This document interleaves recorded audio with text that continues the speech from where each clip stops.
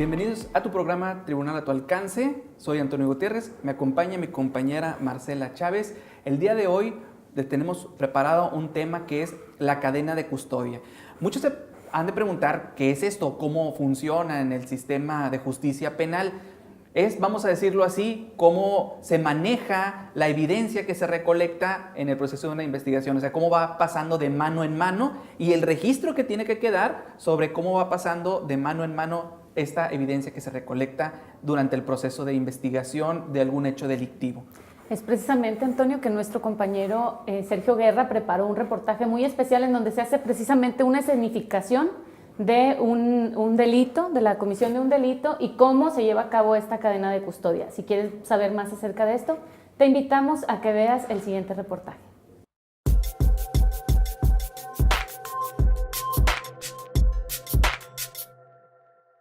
Hola, ¿qué tal? Te invito a conocer todos los aspectos relacionados con la salvaguarda que se debe hacer de los datos que se encuentren en la escena del crimen. A esto se le conoce como cadena de custodia.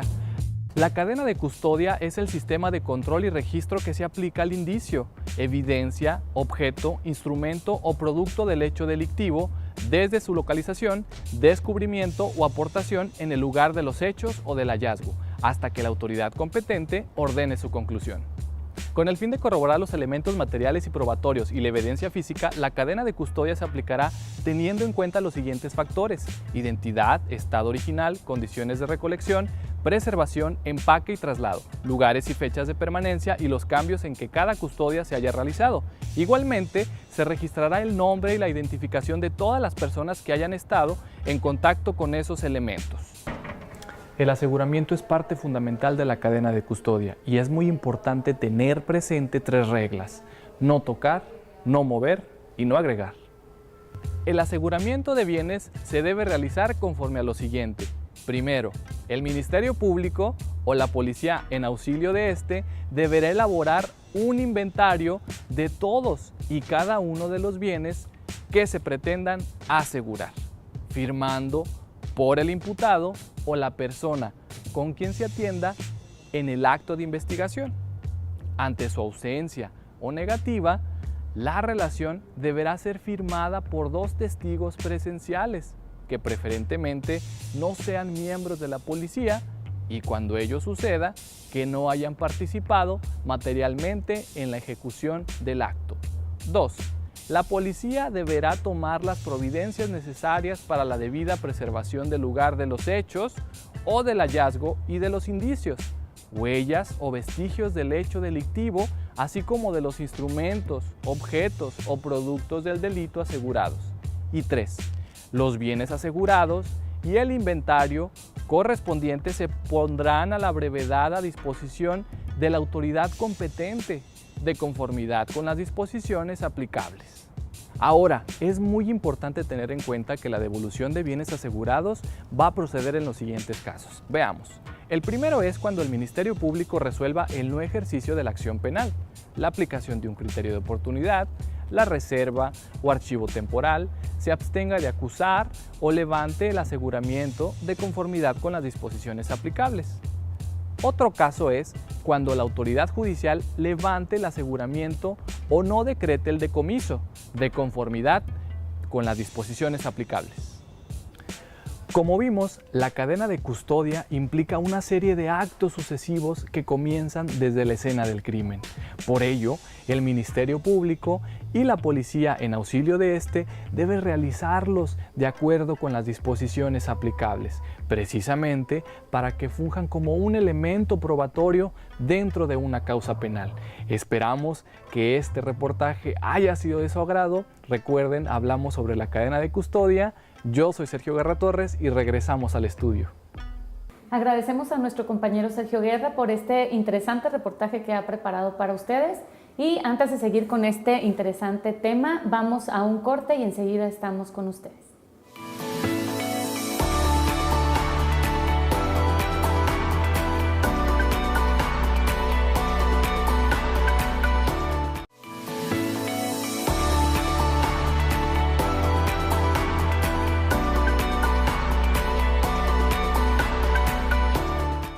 Les agradecemos que continúen en sintonía con nosotros. Estamos hablando del tema de la cadena de custodia.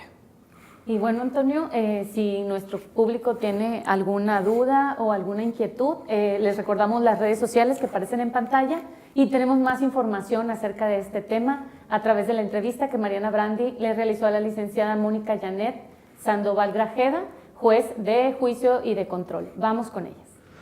Gracias por acompañarnos. El día de hoy se encuentra con nosotros la licenciada Mónica Janet Sandoval Grajeda, juez de control y de juicio oral penal del Estado. Bienvenida, licenciada. Gracias, Mariana. Que nos va a hablar sobre la cadena de custodia.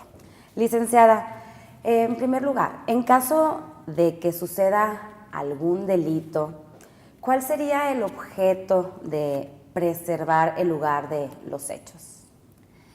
Pues evitar cualquier acceso indebido de personas que no estén autorizadas y que con motivo de eso se alteren los indicios o las evidencias que van a servirle al Ministerio Público para acreditar pues su teoría del caso o su delito.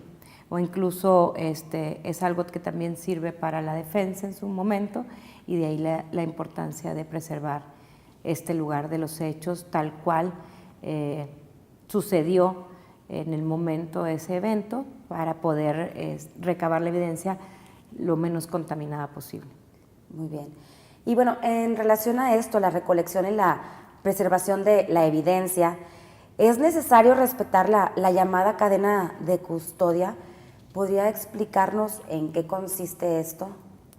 Bueno, la cadena de custodia es todo un proceso que sufren los indicios que se encuentran en el lugar de los hechos, y pues es un sistema que ayuda a registrar debidamente el indicio, dónde se localizó y qué personas están interviniendo en la manipulación del indicio para practicarle las pruebas necesarias, y que el juez tenga la certeza de que ese es el indicio que se recolectó precisamente en el lugar de los hechos. Muy bien. Y bueno, ¿cuál sería el principal objeto de esta llamada cadena de custodia? Pues es evidentemente darle certeza del origen de ese indicio, es decir, que el juez, cuando llegue en un momento dado al juicio, sepa que precisamente ese indicio no ha sido alterado o modificado, y se da certeza de que precisamente se encontró en el lugar de los hechos. Bueno, ¿y quiénes intervienen en la aplicación de la cadena de custodia? No sé si sean todas autoridades o ¿quiénes son los que intervienen?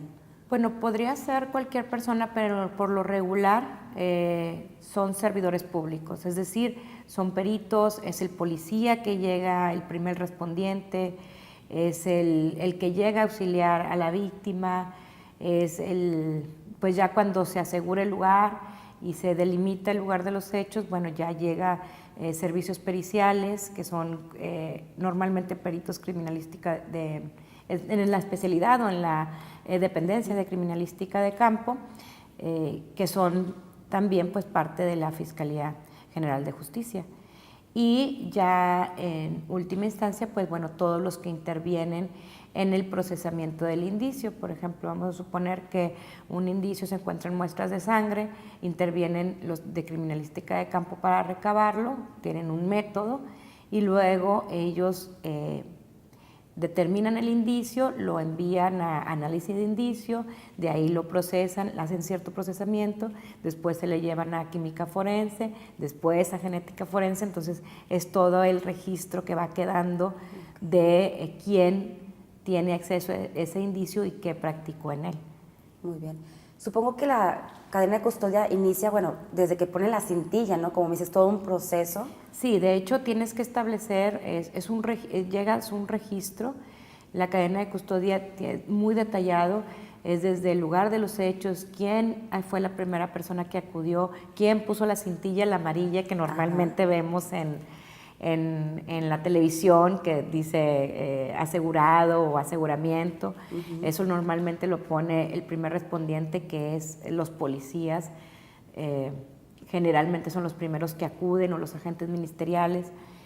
Ellos son los que aseguran el lugar. También hay un protocolo para hacerlo, y luego ya es cuando se establece dónde se encontró el indicio, se le asigna un número, como una serie de números o letras, ahí se identifica y se van poniendo consecutivos según el evento o los indicios, el número de indicios que vayan encontrando, pero si tienen un número a veces es alfanumérico o a veces es solamente numérico.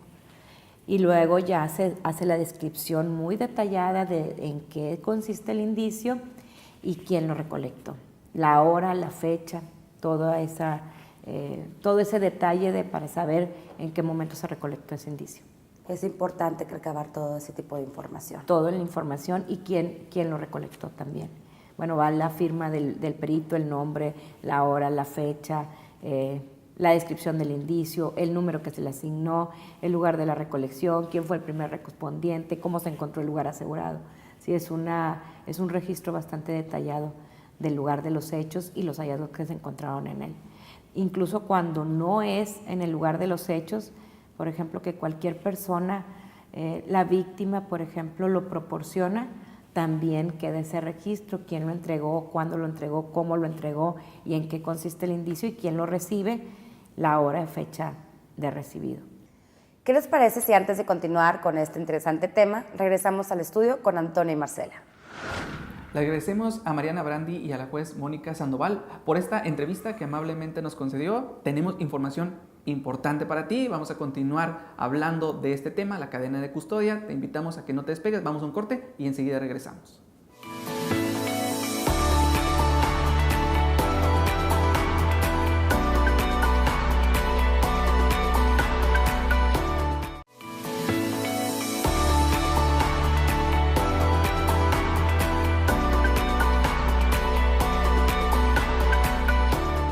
Te agradecemos que sigas en sintonía con nosotros en tu programa Tribunal a tu alcance. Estamos tratando el tema de cadena de custodia. Y recuerde que si quieres saber más acerca de este tema o si tienes alguna duda o algún comentario, nos puedes encontrar como Tribunal a tu alcance a través de las redes sociales que están apareciendo en pantalla. Vamos a la segunda parte de la entrevista que Mariana Brandi realizó a la juez Mónica Janet Sandoval Grajeda, en donde tiene información importante para ti acerca de la cadena de custodia. Agradecemos la presencia de la licenciada Mónica Janet Sandoval Grajeda, que nos está hablando sobre la cadena de custodia. Licenciada, ¿cuándo inicia y cuándo concluye la cadena de custodia? ¿Podría darnos a la audiencia un ejemplo? Claro, mira, inicia con la localización del lugar de los hechos, es decir, con el hallazgo que da el primer respondiente y ahí es donde empieza el aseguramiento del lugar y los hallazgos de los indicios que se van a recolectar. Ahí inicia la cadena de custodia, desde ahí empieza a tener participación importante pues los servidores públicos que intervienen en ella y desde la forma en que se va a asegurar el lugar y cómo se va a proceder a localizar los indicios que se pretendan recolectar o que puedan servir para la investigación. ¿Cómo termina? Bueno, la autoridad determina la conclusión, normalmente con el decomiso en una sentencia, ya sea absolutoria o condenatoria, pero normalmente es la autoridad judicial quien determina el decomiso. Un ejemplo, se recibe la noticia de un homicidio o de un lesionado y acude normalmente la policía municipal o la más cercana. Esa policía procede a hacer el aseguramiento del lugar con la cinta, como les había comentado, con la cinta amarilla que todos conocemos. Y luego llegan los peritos de criminalística de campo normalmente, que son los que vienen así como con unos pitufos que le llaman blancos, con cubiertos los zapatos, todo su traje para ingresar al lugar de los hechos, y eso es para evitar la contaminación. ¿Por qué? Porque se puede recolectar desde un cabello, desde gotas de sudor, por ejemplo, también hemos tenido casos, manchas de sangre. Entonces, cualquier contacto que tenga con pues otro fluido humano lo va a contaminar. Esa es la razón por la cual se ingresa o lo que se necesita que se recolecte por profesionales. ¿Para qué? Para no contaminar el indicio. También se traen guantes porque también recolectan huellas. Entonces tiene un proceso hacer esa recolección y obviamente pues si entran con las manos descubiertas van a alterar el indicio. Entonces de ahí es la importancia de cómo se asegura el lugar de los hechos y quiénes ingresan a ese lugar. Es por eso que es tan importante la preservación del lugar y el aseguramiento del mismo y que únicamente entren personas capacitadas para no contaminarlos o alterarlos o incluso hasta poder caer en la pérdida de estos indicios si no se hacen las cosas como debe de ser o como marcan los protocolos, los manuales y por personal capacitado. Muy, muy interesante. Y bueno, ¿y quién sería el responsable de vigilar que no se rompa esta cadena de custodia? Definitivamente es el Ministerio Público. Y de hecho el Ministerio Público es el que cobra las consecuencias de que no se efectúe bien una cadena de custodia. Y esto es así porque el Ministerio Público por ley es quien regula la investigación, es el conductor principal de la investigación.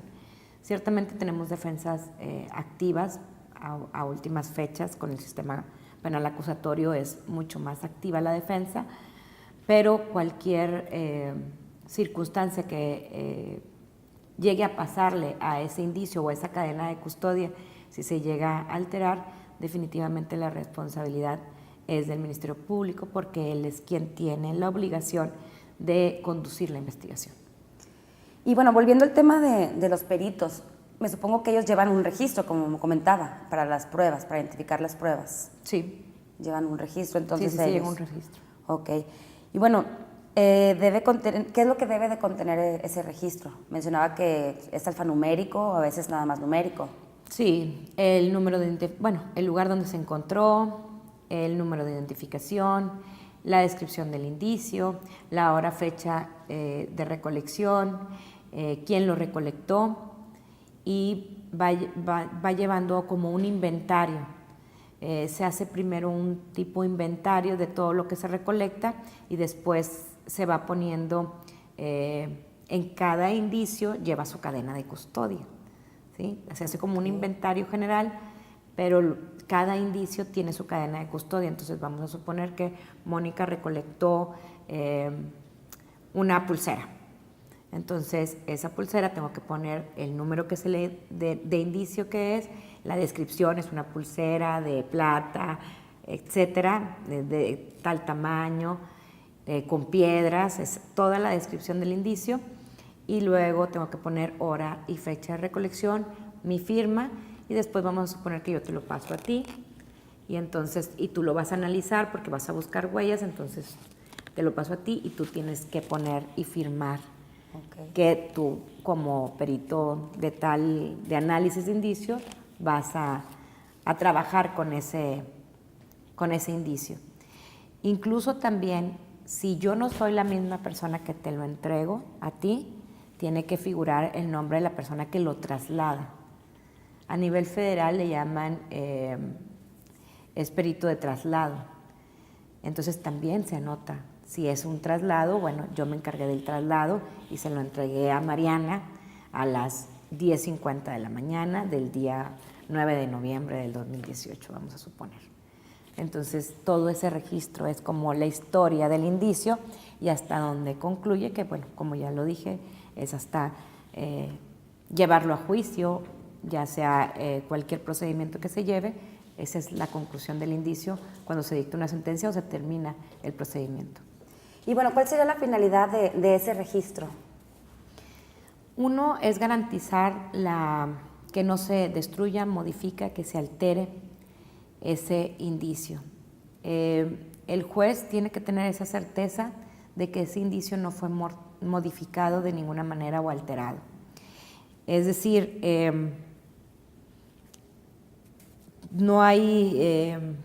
tiene que existir ese registro para evitar una manipulación o mal uso que se le dé ese indicio y evitar obviamente su destrucción. Muy bien. ¿Y cómo pudieran darse cuenta los jueces, ustedes jueces, que no se respetó la cadena de custodia? Por la intervención de las partes. Aquí, tanto defensa como Ministerio Público tienen que estar al pendiente de todos estos datos porque ellos son los que tienen la carpeta de investigación. Hay que recordar que el juez no tiene esa carpeta de investigación ni acceso a la misma. Entonces es un control horizontal. ¿Por qué? Porque las partes regulan lo que está bien o lo que está mal, ¿no? Entonces normalmente viene la defensa y te dice no puede ingresar este indicio o esta evidencia porque se rompió la cadena de custodia. Entonces, esa es la única manera en que el juez se puede percatar de esa circunstancia, porque se lo comuniquen las partes y ya tendrán que determinar si efectivamente carece de validez esa cadena de custodia porque se haya alterado. Finalmente, me gustaría que nos dijera cuál sería la consecuencia legal en caso de que se rompiese esta cadena de custodia. Como la intención de tener o la finalidad de tener un indicio o la evidencia es acreditar un hecho, entonces la consecuencia legal sería que el juez no le diera valor probatorio a ese indicio, ¿sí? ¿Por qué? Pues porque se rompió la cadena de custodia o porque se tiene información de que se alteró el indicio. Entonces pierde su valor probatorio en un momento dado en un juicio, o pierde su valor probatorio para acreditar alguna proposición fáctica que no es otra cosa que un hecho contenido en la acusación o la proposición de las partes. Y bueno, eso es independientemente de la responsabilidad administrativa o penal en que incurren los servidores públicos que hayan originado ese rompimiento de cadena de custodia. Pero en sí es que pierda su valor probatorio. Muy bien. Pues no me queda más que agradecerle su presencia el día de hoy y bueno, esperamos que nuestro público haya aprendido más sobre la cadena de custodia. Muchas gracias, licenciada. Muchas gracias a ti por invitarme. Y regresamos al estudio con Antonio y Marcela. Agradecemos a la licenciada Mónica Sandoval por la entrevista que le concedió a Mariana Brandi para tu programa Tribunal a tu alcance. Esperamos que esta información haya sido de tu agrado. Fui Antonio Gutiérrez. Marcela Chávez. Y nos vemos en nuestra siguiente emisión. Hasta la próxima.